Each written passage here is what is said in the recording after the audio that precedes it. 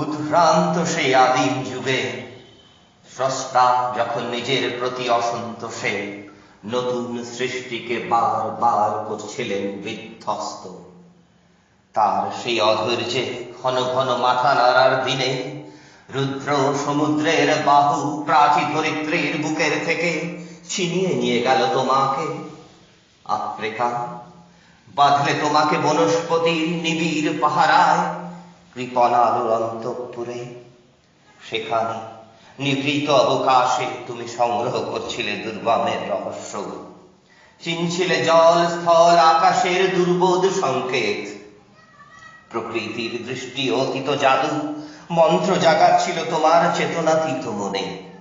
বিদ্রুপ করছিলে ভীষণকে বিরূপের ছদ্মবেশে। শঙ্কাকে চাচ্ছিলে হার মানাতে, আপনাকে উগ্র করে বিভীষিকার প্রচন্ড মহিমায় তাণ্ডবের দুন্দুভিনী নাদে। হায় ছায়াবৃতা, কালো ঘোমটার নিচে অপরিচিত ছিল তোমার মানব রূপ। উপেক্ষার আবিল দৃষ্টিতে এলো ওরা লোহার হাত করে নিয়ে, নখ যাদের তীক্ষ্ণ তোমার নেকড়ের চেয়ে।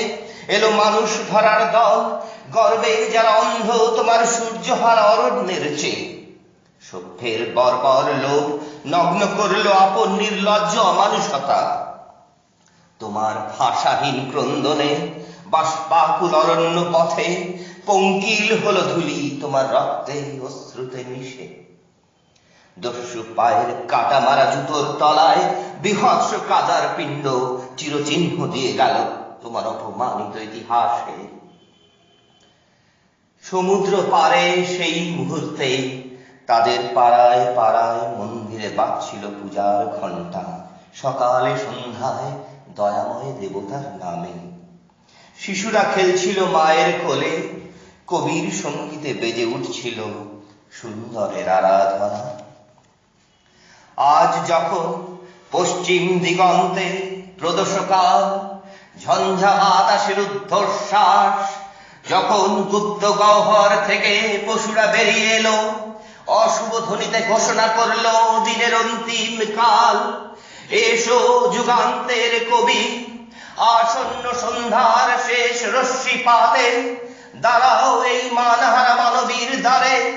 বলো ক্ষমা করো হিংস্র প্রলাপের মধ্যে, সেই হোক তোমার সভ্যতার শেষ পুণ্যবাণী।